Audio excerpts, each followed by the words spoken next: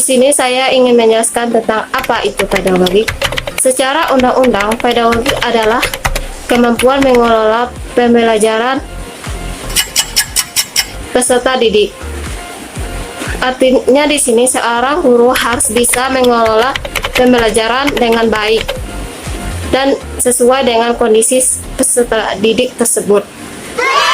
Secara menurut Payo, pedagogi adalah segala usaha yang dilakukan oleh pembimbing untuk membina anak muda menjadi dewasa dan matang. Artinya di sini di mana seorang guru harus bisa membimbing anak muda menjadi manusia yang dewasa dan matang. Jadi dari penjelasan di atas dapat disimpulkan bahwa pedagogi adalah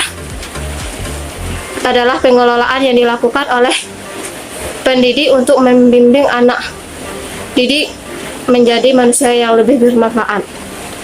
Dan di mana seorang guru itu harus bisa mengelola pembelajaran dengan baik. Dalam pedagogi ini terdapat beberapa hal yang harus dikuasai oleh guru. Yang pertama yaitu seorang guru harus memiliki kemampuan atau pemahaman dalam pendidikan tersebut. Yang kedua yaitu seorang guru harus bisa memahami kondisi dari peserta didik tersebut. Yang ketiga yaitu seorang guru harus tahu materi apa yang ingin diajarkan, dan seorang guru harus menyusun silabus yang ingin digunakan. Yang keempat yaitu seorang guru harus bisa merencanakan pembelajaran apa yang harus dicapai. Yang kelima yaitu evaluasi pembelajaran. Seorang guru harus bisa melihat apa saja hal-hal yang harus diperbaiki dalam proses pembelajaran tersebut. Selanjutnya saya akan menjelaskan tentang desain pembelajaran. Desain pembelajaran adalah penyusunan media teknologi komunikasi dan isi untuk membantu transfer pengetahuan secara efektif antara seorang guru dan siswa. Artinya di sini di mana seorang guru merumuskan sebuah rancangan pembelajaran seperti RPP. Dan di dalam RPP ini terdapat hal-hal yang harus diperhatikan oleh guru tersebut. Seperti media apa yang digunakan, tujuan dari pembelajaran tersebut, kompetensi dasar dari siswa tersebut, kompetensi inti dan metode, strategi, dan cara penilaian yang digunakan oleh guru tersebut.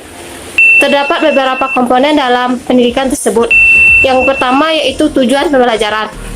Di sini seorang guru harus mengetahui apa tujuan dari pembelajaran tersebut dan apa yang hendak dicapai. Yang kedua, peserta didik. Dalam pembelajaran tersebut tentunya harus ada peserta didik, dan seorang guru tersebut harus mengetahui bagaimana kondisi dari siswa tersebut. Yang ketiga yaitu metode. Metode apa yang digunakan oleh guru tersebut dalam mendidik anak didik tersebut agar bisa lebih cepat memahami pendidikan tersebut. Yang keempat yaitu evaluasi pendidikan.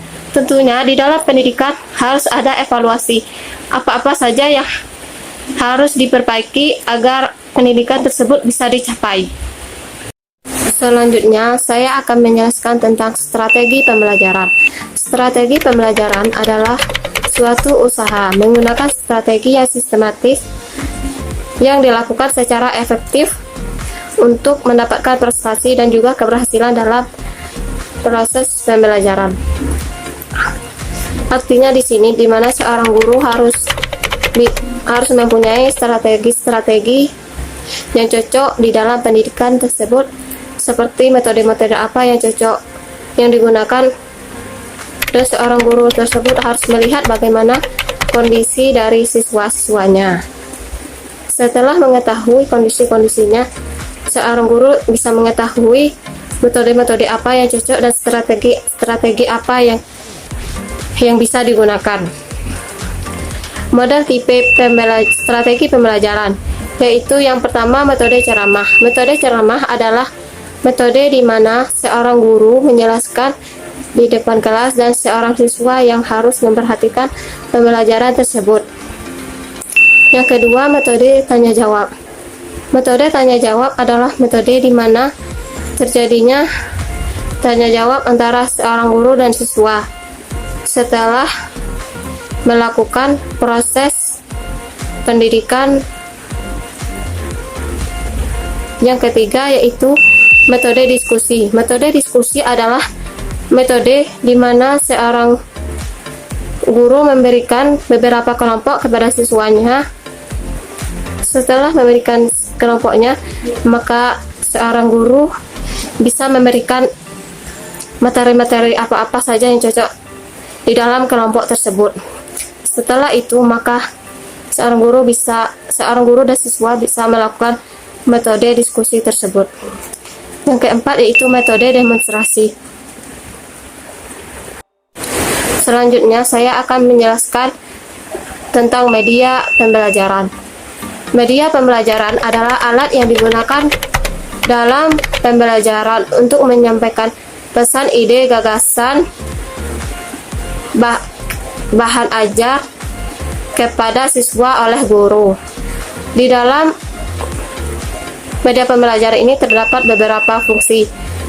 Yang pertama yaitu untuk menyampaikan materi dan agar siswa lebih berkonsentrasi dalam proses pembelajaran. Yang kedua yaitu kenyamanan siswa. Yang ketiga, agar siswa lebih memahami dan cepat dalam menangkap materi yang diajarkan. Selanjutnya, macam-macam media pembelajaran. Yang pertama yaitu media cetak. Media cetak adalah media yang berasal dari teks. Contohnya seperti berasal dari buku. Yang kedua, media audio. Media audio adalah media yang berasal dari suara, seperti radio. Yang ketiga yaitu media audiovisual. Media audiovisual adalah media yang menayangkan suara dan gambar dalam waktu bersamaan. Yang keempat yaitu e-learning. Yang kelima, media interaktif. 6. Media realita. Media realita adalah alat atau benda yang digunakan kehidupan nyata. Selanjutnya, saya akan menjelaskan tentang kurikulum. Kurikulum adalah perangkat mata pelajaran dan program pendidikan yang diberikan oleh penyelenggara pendidikan yang berisi rancangan pembelajaran kepada peserta pelajaran dalam suatu jenjang pendidikan. Terdapat beberapa komponen dalam kurikulum. Yang pertama adalah tujuan. Dalam kurikulum ini tentunya diperlukannya tujuan. Tujuan apa yang ingin dicapai. Yang kedua yaitu isi dan materi. Tentunya dalam kurikulum ini adanya isi dan materi yang ingin digunakan. Yang ketiga yaitu media. Tentunya dalam pendidikan ini ada medianya. Yang keempat yaitu strategi. Tentunya dalam proses pembelajaran diperlukannya strategi yang cocok dalam pendidikan tersebut. Dan yang kelima yaitu proses belajar mengajar. Tentunya dalam pendidikan adanya proses belajar mengajar.